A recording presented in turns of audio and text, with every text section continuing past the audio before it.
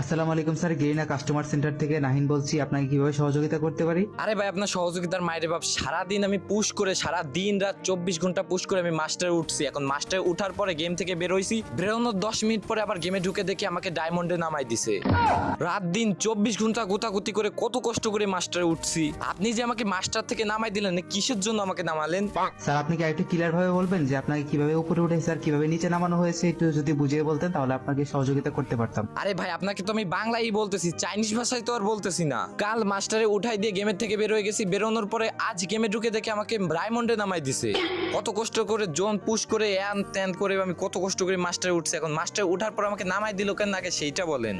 জি sir, আপনার সমস্যার জন্য আমরা আন্তরিকভাবে দুঃখিত। আসলে বিষয়টা হচ্ছে আমাদের একটা সিজনের নির্দিষ্ট টাইম রয়েছে। তো আপনি যখন সিজনটা র্যাঙ্ক পুশ করেছিলেন না, ওই দিন ছিল আমাদের লাস্ট দিন। তো পরের দিন আমাদের নতুন সিজন চলে এসেছে। তো আপনাকে প্লাটিনামে পৌঁছে দেওয়া হয়েছে। আপনি যদি হিরোইকে থাকেন তাহলে আপনাকে প্লাটিনামে পৌঁছে দেওয়া হয়েছে।